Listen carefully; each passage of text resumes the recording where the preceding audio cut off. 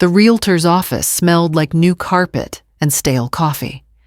I stood beside Dante and Talia, watching them lean over the glossy mahogany table pens in hand, as if this were just another proud family milestone. My heart fluttered with something dangerously close to joy.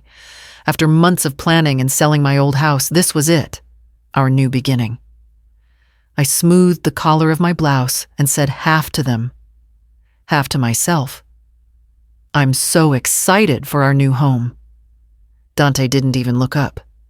He laughed sharp and brief, like I'd just told a joke he didn't find that funny. "Our home," he said, glancing at Talia.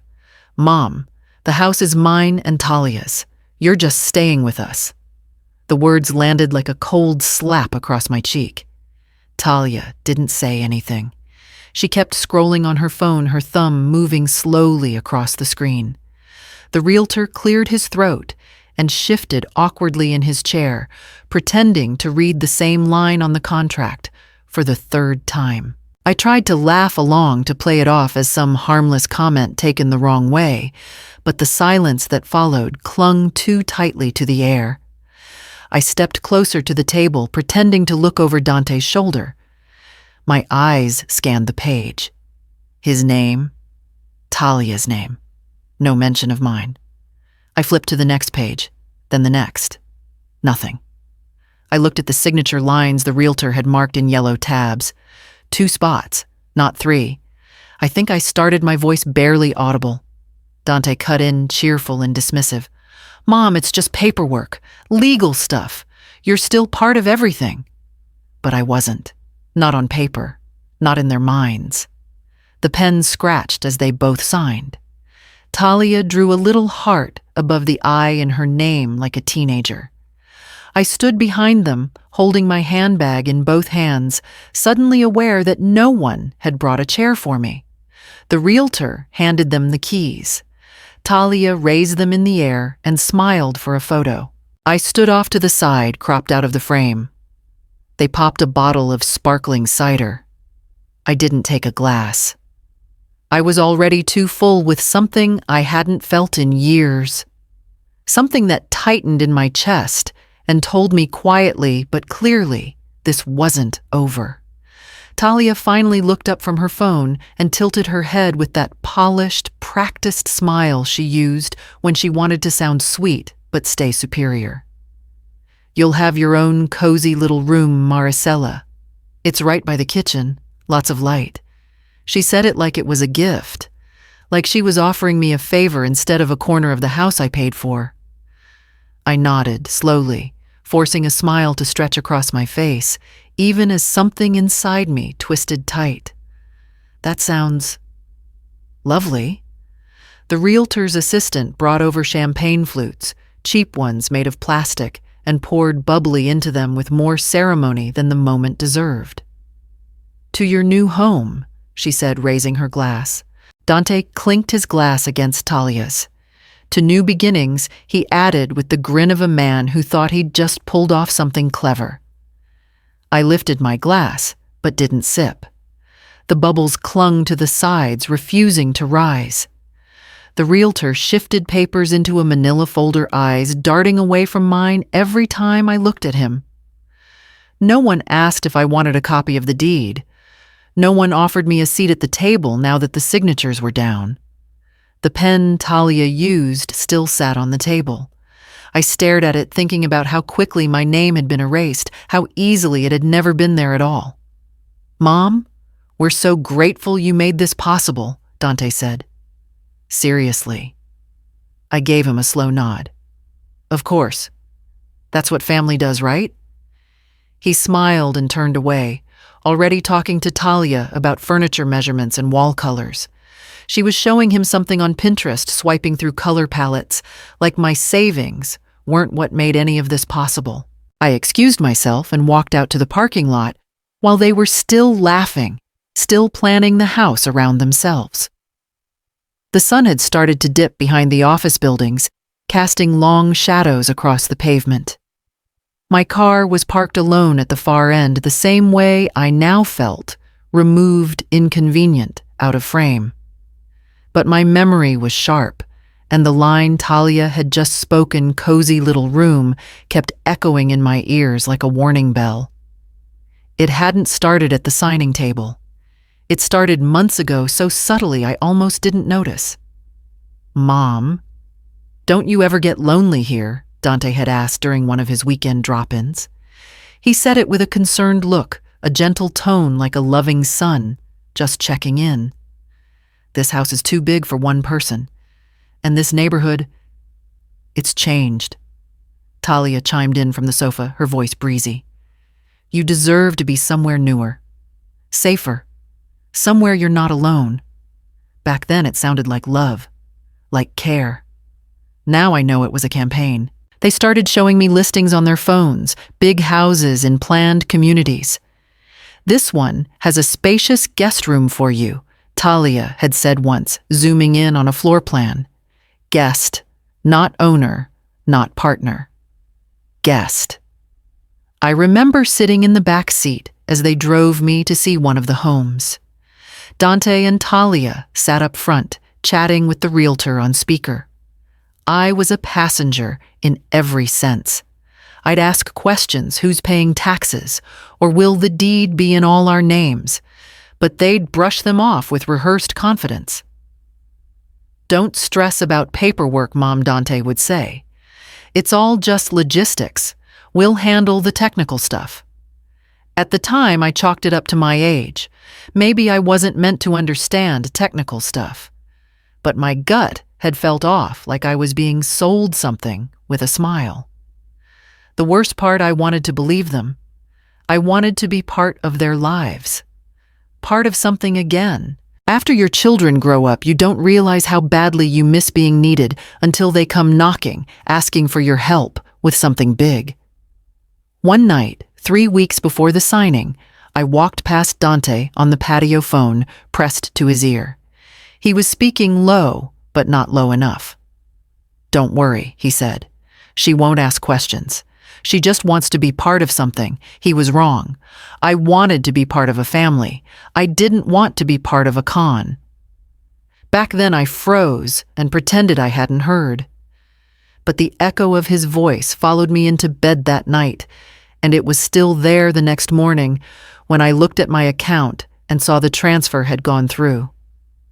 Every penny. The evening I came back from the signing, I didn't cry. I didn't yell. I didn't even sit down. I went straight to my bedroom, pulled out the accordion folder I kept in the back of my closet, and laid it open across the bed. Receipts from the sale of my house. Wire transfer confirmations to Dante's joint account. The closing documents I'd asked to see later, but never did. Every email where they said things like, "We're in this together, and we'll build something as a family." I took pictures of everything, scanned them into my laptop, uploaded them to the cloud. Then I opened our old text threads and began screenshotting the sweet promises, the thank you messages, the voice notes full of appreciation that now sounded hollow. I didn't skip anything, even the photos of the houses we visited. I renamed each file by date, organized by week. It felt like building armor, one message at a time. By midnight, my back ached, but I had a folder on my desktop labeled Proof. The next morning, I called Celeste. We hadn't spoken in a while, not deeply at least, but when she picked up and heard my voice, she said, "Come over, now." Her house was still the same, books stacked everywhere, porch light always on. She brewed coffee, sat across from me at her dining table, and listened without interrupting once. When I finished, she leaned back in her chair and crossed her arms. "This isn't just immoral," she said, her voice low and sharp. "It's illegal. Elder financial abuse, real estate fraud. We're going to stop this." I hadn't realized how tightly I'd been holding my breath until she said we. I handed her a USB drive with everything I'd organized the night before. She slid it into her laptop and smiled without warmth. "You've been busy." "I'm not done," I said. And I wasn't. Because what started with a crooked smile and a forged promise was about to unravel, and they weren't the only ones who knew how to plan. The woman behind the counter at the county property office had kind eyes, but her voice was flat procedural. The names on the title are Dante Rivas and Talia Rivas. No third party is listed. She turned the screen slightly toward me, as if to prove it. There it was in black and white, my absence. I nodded, folded the paper she printed for me, and thanked her with a smile I didn't mean. On the way home, I stopped to pick up shortbread cookies and loose-leaf tea. If they were going to lie to my face, I could at least serve them something decent while they did it. I set the table neatly, just 3 cups matching saucers, and the documents laid between them like a fourth guest. Dante arrived first, carrying a plastic container of pre-cut fruit, like this was some polite social call. Talia followed behind, sunglasses on indoors, phone in hand. "Smells nice in here," Dante said, trying too hard. I poured the tea slowly and said nothing. When we all sat, I pushed the printout across the table. "I went to the registrar this morning," I said. "I just wanted to make sure the documents matched what you told me." Dante picked up the paper, and I watched his smile falter. "Mom, it's just the way things had to be done for the loan. Technical stuff." Talia didn't bother pretending. She shrugged and blew gently on her tea. "That's just how the paperwork worked out. You'll be living there, won't you?" I looked at both of them, their carefully measured expressions, and felt nothing but a steady, detached clarity. "Not as a ghost," I said. Dante leaned forward, his voice soft. "We never meant to hurt you." "But you did," I said, not angrily. "Just fact. You made decisions for me. You used my name when it was convenient and erased it when it wasn't." Talia stood up first. "If you're going to be dramatic about this," I stood too, not raising my voice. "You planned this. You both did. But I'm not the woman you thought I was." Dante opened his mouth to speak, but I was already walking to the door. I didn't need them to say another word. I already knew what came next. They came back 3 days later, unannounced, but not unexpected. This time, they didn't come alone. The man with them was young, dressed like a catalog lawyer, crisp suit, shiny shoes over gelled hair. He introduced himself as Jonathan something, and shook my hand with a smile too polished to be sincere. Celeste was already sitting in my living room when they arrived, her arms folded and her reading glasses low on her nose. She didn't shake his hand. Dante opened with a smile, as if this were just a family discussion. "Mom, we wanted to come talk things through. We think we can come to a reasonable understanding." Talia stepped in, voice syrupy. "We don't want tension. That's not what family is about." Jonathan pulled out a folder and started listing their offer: a larger bedroom in the new house, full coverage of any medical expenses, even a monthly stipend if I agreed in writing not to pursue ownership or make legal claims. Celeste didn't say a word until he finished. Then she leaned forward, pulled the papers toward her, and flipped through them like she'd done it 1,000 times, which she had. "Interesting," she murmured. No mention of restitution, no acknowledgement of the down payment, just silence around the actual financial abuse. She looked at Jonathan. "Have you read California's statutes on elder financial exploitation?" His throat bobbed. "This is a private family matter. We're just trying to avoid unnecessary conflict." By formalizing a theft, Celeste replied, cool as marble. Talia's voice shifted. "You're ruining your own future, Maricela. You're burning the only bridge you've got left." I looked straight at her. "No, I'm protecting what's left of it." Dante stood up, frustrated. "You're going to drag your own son into court? I'm not dragging anyone," I said. You walked there on your own." They left without finishing their tea. Jonathan gathered the papers, his hands stiff. Talia didn't say goodbye. Once the door closed, Celeste reached into her bag and pulled out a yellow legal pad. "All right," she said. "Let's start drafting your affidavit." I nodded, took a breath, and sat down beside her. The next time we saw them, we wouldn't be sitting across from each other in my living room. We'd be facing them across a courtroom. The baby shower was held at my niece's house, a backyard affair with folding chairs, pastel streamers, and too much lemonade. The whole family was there. Cousins I hadn't seen in years, uncles in sun hats, even members from our old church. Dante and Talia arrived late, of course, dressed like they were attending a photo shoot. He was all smiles. She had that air of control she wore like perfume. I'd spoken to my niece beforehand, told her I needed a few minutes during the toasts to say something. She gave me the microphone without question. I waited until the laughter from a diaper-changing game died down. Then I stood. "Before we cut the cake," I began, "I'd like to take a moment to share something important. Not just about babies or family, but about truth." Dante shifted in his seat. Talia looked up from her phone. I nodded to Celeste, who was sitting at the table nearest the speaker. She tapped a button on her tablet. The portable screen flickered to life, and the backyard quieted. There, in full clarity, played the video Dante's voice recorded weeks before speaking to the realtor. "We're buying the house together. Me, my wife, and my mom. She's putting down the full down payment from her house sale. The deed will be in all our names." The room froze. I heard a gasp. A cousin dropped her cup. More images followed, screenshots of messages, bank records, showing the transfer letters from neighbors and family who'd heard the promises firsthand. Then silence. Dante's face had drained of color.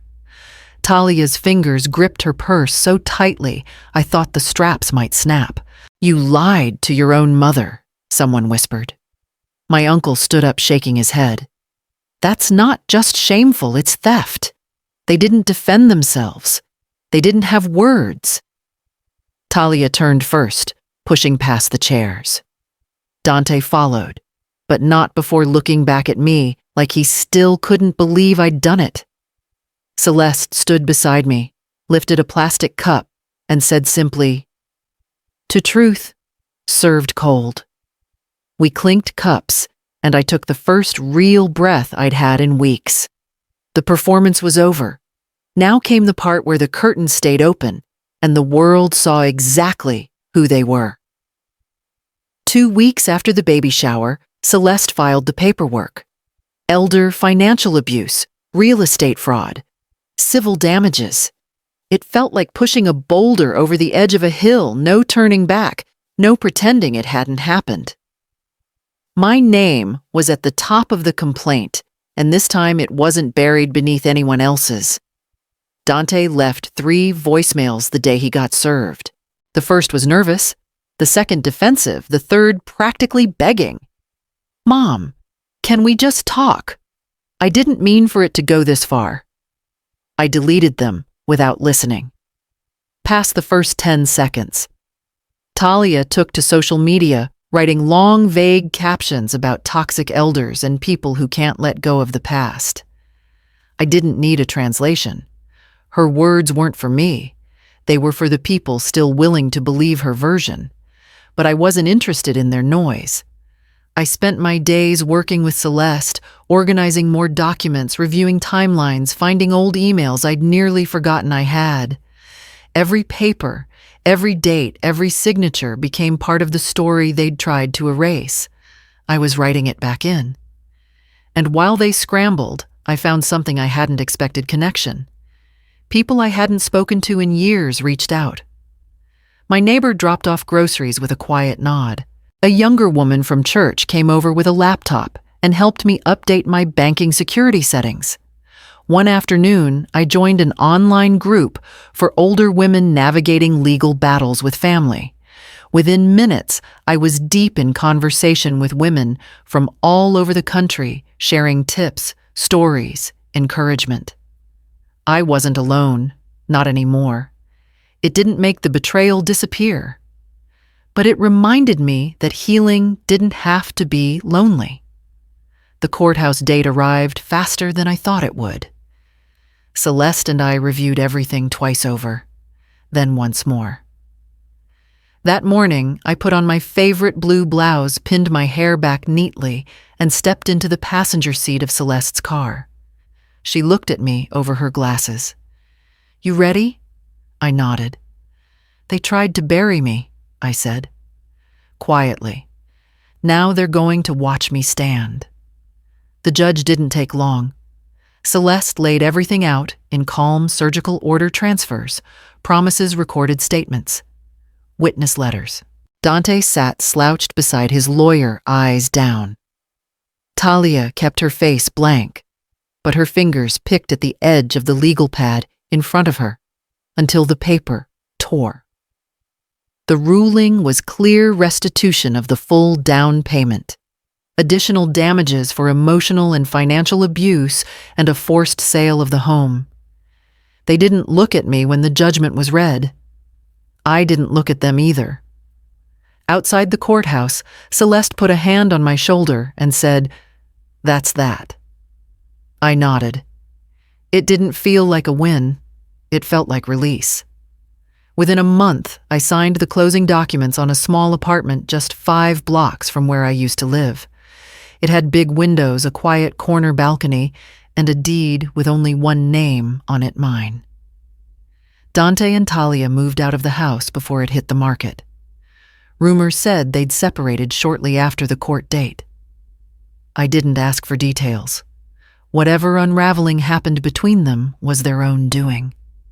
I bought a new armchair for my reading nook, painted the kitchen pale yellow, filled the place with plants, not people who saw me as leverage. Some nights I'd sit on the balcony with a cup of tea and watch the world move quietly below. The silence no longer felt like absence. It felt like peace. There was no parade, no applause, no phone call from my son asking to make things right. Just the stillness that comes when a storm finally leaves and nothing falls apart. Only then did I begin to imagine what life might look like if it belonged entirely to me. I turned 70 the week after I moved in. No party, no fanfare. Just a quiet morning walk, a video call from a niece, and a slice of carrot cake from the bakery down the street. It was enough. I filled my days with things that made me feel alive again: online classes, a group chat of women over 60 who called themselves the late bloomers, and weekly calls with Celeste as we drafted a legal resource guide for elder women facing family exploitation. We titled it, "Not Yours to Take." She handled the legal structure. I wrote the stories. One of my essays went viral, a photo of me standing on my balcony with the caption, "A woman who didn't go down quietly." I never meant to be an example. But maybe that's what happens when you stop apologizing for surviving. I ended the last chapter of our guide with one sentence: I raised a son who thought he owned my silence. Instead, I reclaimed my voice. I printed it, framed it, and hung it by my front door, so that every time I left, I would remember not just who I was, but who I had decided to be.